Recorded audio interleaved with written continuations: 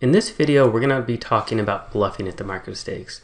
And I'm going to be talking about bluffing with the initiative when we're the pre-flop raiser. I'm going to be talking about bluffing as a semi-bluff. And I'm going to be talking about bluffing doing double barrel bluffs as well.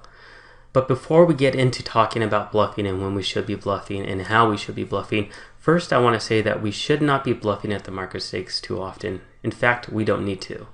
And there's some really good reasons why we don't need to. The first one is that it's a value-oriented game. When we're playing at 2NL, 5NL, and 10NL, we're playing against a lot of recreational bad players that are going to overvalue bad hands, and they're going to pay us off by overplaying them. So we get a lot of money from our made strong value hands. Therefore, we don't have to bluff that often. But if you move up into stakes to 100NL, 200NL, 500NL, you're going to play against a lot of good opponents. And they're not going to pay you off when you have a strong hand. So you have to supplement that with bluffing. But at the micro stakes, you really don't. Another reason is that there's a lot of calling stations at the micro stakes, and simply bluffing doesn't work against a calling station. They're not going to respect any of your bets. They're going to want to call you down just because that's how they play. They're playing for $2 and $5. It's fun, and they don't care. So your bluffs aren't going to work, and when you try to bluff them, you're just going to give them free chips pretty much. And then lastly, we don't want to get into this crazy bluff-happy game, because what happens is that we have beginning players. For some reason, they love to bluff. It's exciting for them. They think it's a huge part of the game. And they start getting into these routines of trying to fight for every single pot and bluffing 1 straight, 2 threes, triple threes, throwing out a bluff on the flop. They're turning the river, and they're not working, and they end up spewing off a lot of chips. And that's a bad habit at the micro stakes. You want to bluff in certain spots that are good, and if they're not good spots, then just go ahead and don't bluff at all. So if we aren't bluffing too often, then we're saving chips that we would have just spewed off if we don't know how to properly bluff. So those are the reasons that we don't need to be bluffing.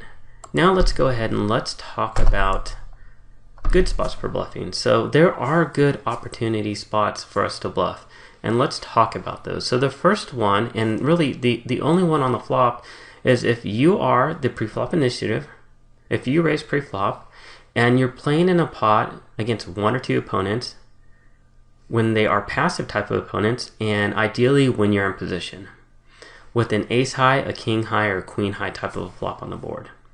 So there's a reason why this works. Let's assume that you raise pre-flop under the gun, everybody folds, and either the small blind or the big blind call, or both of them call. It comes something like ace 8-4 rainbow flop, or maybe a king 8-4 rainbow flop, or maybe a queen 8-4 rainbow flop. With the main point being that we have one of these high face cards on the flop. We can represent one of these cards, whichever one flops on the flop, as one of our hold cards when we c-bet. And because we raised pre-flop and we're following up with initiative and continue with the c-bet on the flop, if we're playing against passive opponents that play fit or fold, we can go ahead and fire out a c-bet and expect to win a large percentage of the time. So that's why it works. Now, let's reiterate, we need to have the initiative because the initiative is important. That just shows that we have a strong hand. We're raising pre-flop and we're continuing on the flop. Being in position is very important because we get to see what they do. So if they check the flop, then they're acting passive. If they lead out, or in other words, if they donk bet, then we know that they potentially have a hand. Maybe they have a weak ace, a weak king, or a queen, or maybe they have middle pair.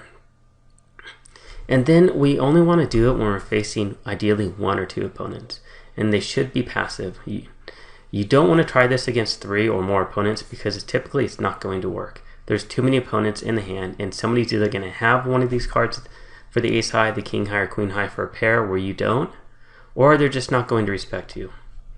And then don't try it against good opponents too often, and don't try it against calling stations or maniacs because they're not going to fold to your bets. So let's go ahead and talk about good spots, and here's some examples I have up here on the PowerPoint. So the first one, and both of these we're assuming that we're the pre-flop raiser and we're in position, and maybe 1 or 2 opponents called us. Maybe both of them are out of position, maybe one's in position and one's out of position. But let's assume we're the pre-flop raiser and we're either playing heads up or we're playing in a 3-way pot. So in this one we have ace jack offsuit, and we have the flop is a king of spades, 9 of hearts, and 2 of hearts.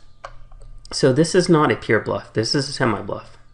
And the reason it's a semi-bluff if we fire out a bluff on the flop is that we can double barrel semi-bluff on the turn on any heart for the nut flush draw. If we pick up an ace on the turn, then we have top pair with a good kicker. If we pick up a jack, we then pick up middle pair with a top kicker. And then if a queen or a 10 comes on the turn, then we pick up the nut straight draw as well. So we have lots of outs to double barrel as a semi-bluff on the turn. So that's why this is not just a straight up bluff. This is actually a bit of a semi-bluff, hoping to hit a strong hand either on the turn or the river. And so that's why this is going to work a fair amount of the time. And another reason why it's going to work is because we have the ace of hearts. So that blocks any of our opponents from having the nut flush draw. So lots of opponents like to call with like an ace 3 suited or an ace 5 suited type of a hand. And since we have the ace of hearts, we block that. Now let's go ahead and talk about this hand over here on the right. This is just a straight up bluff. If it's checked to us by one or two opponents out of position, or just one opponent out of position, if we fire out a bet, our hope is that they fold on the flop right there, because we are turning our pair of threes. Yes, they may be the best hand. They may not be the best hand. Our opponent may be checking a pair of sixes, they may be checking a pair of fours or a pair of fives, pair of sevens, you know, any of those pairs. So when we fire a bet on the flop with a pair of threes, we're representing this ace. And if we get called, if we don't pick up a 4 or 5 for the gut shot on the turn, we likely just have to check and try to see a good card on the river. So these are pretty much decent flops and decent board textures for these type of hands to go ahead and continue up with a c-bet bluff after you are the pre-flop raiser. So now let's go ahead and let's talk about semi-bluffing. So we talked about just straight up bluffing as a pre-flop initiative. And so we had the Preflop Initiative, and we followed up with a c-bet on the flop as a bluff. Now let's talk about semi-bluffing, whether we have the initiative or we don't. So semi-bluffing can be very effective at the micro stakes, and this is when it can be effective, when we have a very strong draw. And I'll talk about what those draws are. I'm talking about the nut flush draw. I'm talking about an open-ended nut straight draw. I'm talking about a combination draw. Maybe you have a flush draw with a gut shot straight draw, or a flush draw with an open-ended straight draw. So something that has tons of equity, or maybe an open-ended straight draw with overcards as well for overcard draw for pairs. So you have to have a lot of equity with a very strong draw. You don't want to be doing it with, you know, a draw to one pair with a very little equity. You want to do it with one of the ones that I just said that has tons of equity. And you want to look for spots where you have decent fold equity. So I'm talking about targeting opponents that you think will fold. So we're talking about the nits, the loose passive, fit or fold type of opponents. I'm not talking about the maniacs and the calling stations. And you need to identify those type of opponents. So, you know, against certain opponents, you'll have better fold equity. Against other opponents, you're not going to have good fold equity. And then they need to be type of draws where you're okay with just getting it all in on the flop. And that's why I'm saying we are only doing this with our very strong draws that have tons of equity. And it doesn't matter if you have the initiative or not. So it doesn't matter if you're the pre-flop raiser or if you're the pre-flop caller. If you are the raiser and you have the initiative, then you're just going to follow your c-bet with a semi-bluff. So when it comes to you on the flop, you're just going to follow up your c-bet, and it's just going to be a semi-bluff. Now, excuse me, if you are not the pre-flop raiser and you're the caller, then what you'll do is you're going to raise that c-bet. So if you're out of position, you'll just take a check raise line. If you're in position, then you'll just go ahead and raise the c-bet raise, the c-bet bet. And so it really doesn't matter if you have the initiative or not. And let's do some examples. So here's some good spots for semi-bluffing. Here's a really good one. So we have ace 3 of spades, and the flop comes 2, 4, 10 with 2 spades. Now we have the nut flush draw, and we have a gut shot for the wheel straight draw. So we have 9 outs for the spades for our flush, and we have an additional 3 more outs for the remaining 5s in the deck. So that gives us a total of 12 outs, and if we get all in on the flop, that gives us close to 50% equity. So we are fine with getting all in on the flop with a hand like this. And also an ace may be good as well, so that may even give us more outs. That may even give us up to 14 outs. So we are over 50% favorite if an ace is good as well. So this is a hand that has loads of equity.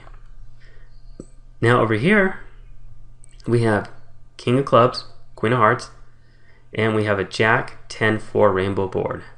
So this is another great example. So we have the up down straight draw, and we have over pairs. So if a queen comes on the turn or a king comes on the turn, then we could have top pair as well if we're up against with somebody that has something like ace jack.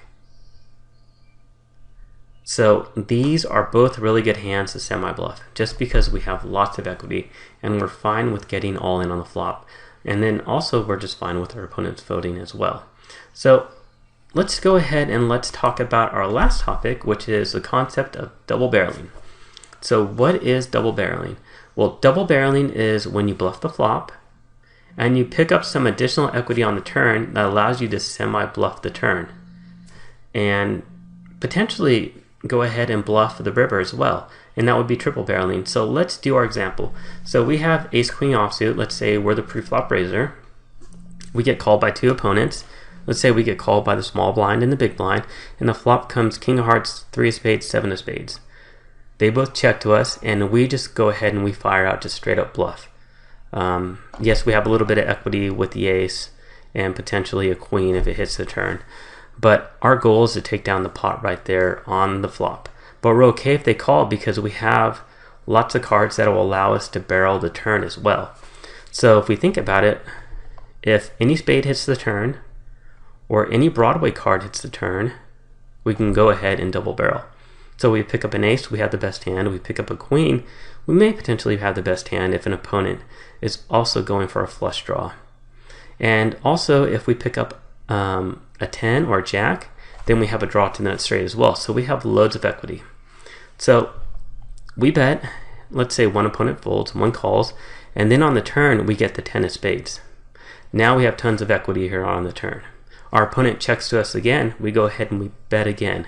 And the reason we bet again as double barrel is because now we have a draw to the nut flush draw, and we have a gut shot straight draw to the nut straight draw, and potentially on the river an ace can win for us as well. So when you have spots like this where you are pretty much bluffing on the flop, but you can pick up a backdoor draw on the turn, like we did, we picked up the backdoor draw to the flush and the backdoor draw to the nut straight, then you can go ahead and double barrel. And these are great spots to double barrel. And even if you miss on the river, sometimes if a good card that looks good, like it's good for your range, hits the river, then you can go ahead and you can bet and bluff the river as well. So that's going to go ahead and conclude our lecture. We talked about a lot of topics in regards to bluffing. We talked about bluffing with the initiative. We talked about semi-bluffing both with and without the initiative. And then we talked about the concept of double barreling. So if you have any questions, please let me know. And I just want to end the lecture by saying, remember, we don't need to be bluffing that often at the micro stakes, but I did want to cover all this so you know when you should be bluffing, as well as when you know when you shouldn't be bluffing. Thanks for watching, and we'll see you at the next lecture. This video is a part of our Crush Micro Stakes online poker course, The Complete Mastery Guide. If you like this course, go ahead and click this link here where you can get this course for 50% off via our special YouTube video using our coupon code YouTube, and you'll get enrolled in this course for only $6. Thanks for watching, and hope to see you over at MicroGrinder Poker School.